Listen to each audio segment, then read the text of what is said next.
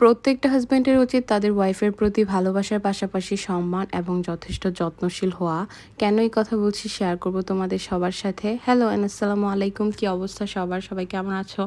চলে আসলাম নতুন আরেকটা ভিডিও নিয়ে। আজকে ভিডিওতে শেয়ার করব আমার আপুকে ভাইয়া কিভাবে অ্যানিভার্সারিতে সারপ্রাইজ দিল, সেই সব কিছু নিয়েই থাকছে আজকের ব্লগ। তো চলো দেরি না করে ব্লগটা শুরু করা যাক। ভাইয়ার আর আপুর অ্যানিভার্সারি ডেট ছিল 18ই আগস্ট, বাট ওই দিন হচ্ছে আপু কুমিল্লাতে ছিল আপুর শ্বশুর বাড়িতে। ওইখানেও কিন্তু আপু সারপ্রাইজ পেয়েছে, ওইখানেও সেলিব্রেশন করেছে, বাট ভাইয়ার পক্ষ থেকে হচ্ছে আপুর জন্য স্পেশাল সারপ্রাইজ ছিল এটা। আর সবসময় স্পেশাল কোনো কিছু করার আগে ভাইয়া সবার আগে আমাকে নক করে যে আপুর জন্য কিছু একটা করবে। আর ভাইয়া ফার্স্টে আমাকে একদম প্রথমেই বলে দিয়েছিল আপুর জন্য খুব সুন্দর একটা রিং নিতে যাচ্ছে, গোল্ডের রিং।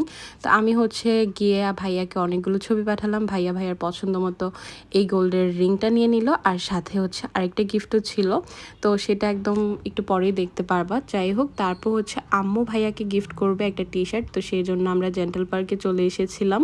তো জেন্টাল পার্কের কালেকশন হচ্ছে একদম সিমিলারই ছিল, মানে সব কিছু সেমই লাগছিল। আর এখানকার ম্যাক্সিমামগুলোই হচ্ছে ভাইয়ার আছে। তো আম্মু হচ্ছে আরেকটা শপে চলে গেল, আর এটার নামটা আমার এখন মনে আসছে না। ও হ্যাঁ, মনে এসেছে, ইউনিক মেবি ছিল। তো এখানকার কালেকশনও মোটামুটি ভালো ছিল। তো আমরা একটা টি শার্ট, সুন্দর একটা টি শার্ট নিয়ে বাসায় চলে আসলাম। আর যেদিন আপুরা কুমিল্লা থেকে নরসিংদীতে ব্যাক করছিল, তো সেই দিনের ভিডিও এটা। আমি হচ্ছে একটা সুন্দর কেক অর্ডার করেছিলাম, তো সেটাই আনতে যাচ্ছিলাম।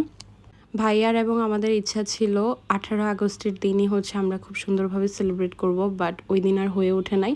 ওই দিন হচ্ছে কুমিল্লাতেই ওরা খুব সুন্দর করে ছোটোখাটোর মধ্যে সারপ্রাইজ এবং সেলিব্রেশন করেছে। আর এটা হচ্ছে এক সপ্তাহ পর, মানে গতকালকে হচ্ছে সেলিব্রেশনটা করা হয়েছিল। এই সুন্দর কেকটা নিয়ে এসেছিলাম আর এই সুন্দর ফুলের বুকেটা নিয়ে এসেছিলাম, খুবই সুন্দর হয়েছে। সব কিছু আমি খুব সুন্দর করে সাজিয়ে ফেললাম। আসলে ভাইয়ার মতো হাজব্যান্ড পাওয়া অনেকটা ভাগ্যের ব্যাপার। এরকম সারপ্রাইজ শুধু ভাগ্যবতী নারীরাই পেয়ে থাকে। আমার আপু আলহামদুলিল্লাহ অনেক বেশি লাকি, ভাইয়ার মতো একজন পার্টনার পেয়েছে। আসলে সারপ্রাইজ দিলে কিংবা গিফট দিলেই আসলে অনেক বেশি লাকি হয় না। একটা সম্পর্ক টিকিয়ে রাখতে হলে অনেক বেশি যত্নশীল হতে হয়, অনেক বেশি এফোর্ট দিতে হয়, ভালোবাসতে হয়। সম্পর্ক জিনিসটা হচ্ছে পুরাটাই যত্নের উপর। যত্ন যত করবার সেই সম্পর্ক তত ভালো টিকবে। যাই হোক, আপু ভাইয়ারা কুমিল্লা থেকে নরসিংদী ব্যাক করতে করতে একদম বিকেল হয়ে গিয়েছিল। তো আম্মু হচ্ছে হালকা পাতলা ওদের জন্য চা নাস্তার ব্যবস্থা করেছে, আর এইদিকে হচ্ছে আমি ফ্রোজেন সব কিছু ভেজে দিচ্ছিলাম, আম্মুকে একটু হেল্প করছিলাম। বাই দ্য টাইম হচ্ছে সবাই চলে আসে, তো সবাই হচ্ছে আড্ডা দিচ্ছিল। তো হালকা পাতলা নাস্তা করার পর হচ্ছে ওদের সবাইকে ডাকলাম যে তোমার জন্য আপু ভেবেছিল আপুর জন্য ফুল আর ফ্লাওয়ারই এনেছে, বাট আপু আসলে এক্সপেক্টও করেনি আপুর জন্য এত বড় একটা সারপ্রাইজ ওয়েট করছিল। মেয়ে মানুষ হচ্ছে যত্নের পাগল, ভালোবাসার পাগল। ওদেরকে আপনারা সামান্য একটা 10 টাকার গোলাপ ফুল দিলেও কিন্তু ওরা অনেক বেশি খুশি হয়ে যায়। আমি যেহেতু মেয়ে, আমি এই জিনিসটা খুব ভালো করেই জানি। তো মেয়েদেরকে খুশি করা একদমই সিম্পল একটা ব্যাপার। তো আমি প্রত্যেকটা পুরুষের ক্ষেত্রে এটাই বলবো, নারীদের প্রতি ভালোবাসার পাশাপাশি সম্মান এবং যথেষ্ট যত্নশীল হওয়া উচিত।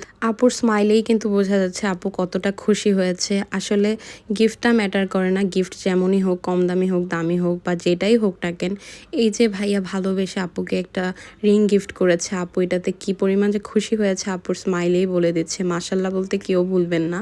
রিংয়ের পাশাপাশি কিন্তু আপুর জন্য আরেকটা গিফটও ছিল, আপুর ব্রেসলাইট ছিল। এই ব্রেসলাইটটা আপু অনেকদিন ধরে কিনবে ভাবছিল, তো এটাও আপুকে গিফট করা হয়েছিল ভাইয়ার পক্ষ থেকে। মাশাল্লাহ আপুকে অনেক সুন্দর লেগেছে সেদিন। কেউ মাশাল্লাহ বলতে একদমই ভুলবেন না, সবাই ওদের জন্য অনেক বেশি দোয়া করবেন। যাই হোক, এবার হচ্ছে সবাইকে একটু ছবি তুলে দিচ্ছি। এখানে হচ্ছে শহীদ ভাইয়া আর পাপা বসে ছবি তুললো, তারপর ঐশী উর্বি আমি সাবরিন মিলে কিছু ছবি তুলে নিলাম, ভিডিও করে নিলাম। এরকম ছোট্টখাটো সারপ্রাইজ আমাদের বাসায় প্রায়ই হয়ে থাকে। আর এই যে ছোট্টখাটো সেলিব্রেশনগুলো আমরা করে থাকি, এগুলো হচ্ছে মেমোরিজ ধরে রাখার জন্য। কারণ এই যে আজকের সময়গুলো বা এই সময়গুলো চলে গেলে আমরা কিন্তু পরবর্তীতে বা সামনে আগামী দিনগুলোতে নাও পেতে পারি, বা আমরা একসাথে নাও থাকতে পারি। কারণ বলা তো যায় না কার কখন কি হয়, কে কোথায় কখন যায়।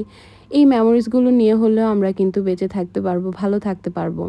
এই যে এখনকার এই সময়গুলো, এগুলো কিন্তু আজ থেকে 5-10 বছর পর আমরা যখন এই ছবিগুলো দেখবো, ভিডিওগুলো দেখবো, আমাদের কাছে কিন্তু নিজেদের কাছে অনেক ভালো লাগবে। এই মেমোরিজগুলো মনে করতেই আসলে অন্যরকম ভালো লাগবে।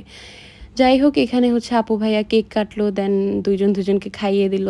কেউ মাশাল্লাহ বলতে একদমই ভুলবেন না। সবাই ওদের জন্য অনেক অনেক বেশি দোয়া করবেন। তারা যেন সবসময় অনেক ভালো থাকে, সুখে শান্তিতে থাকে। আমাদের সবার জন্য দোয়া করবেন যেন সবাই সুস্থ সুন্দর থাকে, ভালো থাকে। যাই হোক এদিকে হচ্ছে আম্মু রাতের খাবারটা রেডি করছিল। রাতে হচ্ছে পোলাও, তারপর হচ্ছে গরুর মাংস, ডাল আর হচ্ছে মাছ ভাজি ছিল, আর একটা সবজিও ছিল। যাই হোক আম্মুকে একটু হেল্প করছিলাম আর টুকটাক একটু ভিডিও ক্লিপ নিয়েছিলাম। রেসিপি শেয়ার করছি না, জাস্ট টুকটাক যা ক্লিপ নিয়েছি সেগুলোই তোমাদের সাথে শেয়ার করছি। আরেকটা কথা বলে নেই, কারো ভালো দেখে কখনোই জেলাস ফিল করবা না, কোনো খারাপ দোয়া করবা না, বদনজর দিবা না। সবসময় মানুষের জন্য দোয়া করবা, সে যেন ভালো আছে সেটা দেখে অ্যাপ্রিসিয়েট করবা, ভালো দোয়া করবা, তাহলে দেখবা আল্লাহ তোমাকেও অনেক ভালো রেখেছে। তো আজকে ভিডিওটা কেমন লেগেছে অবশ্যই কমেন্ট করে জানাতে পারো। যদি ভালো লেগে থাকে অবশ্যই লাইক কমেন্ট শেয়ার করতে ভুলবা না। আজকের মতো আল্লাহ হাফেজ, দেখা হবে নেক্সট ব্লগে। আল্লাহ হাফেজ, বাই।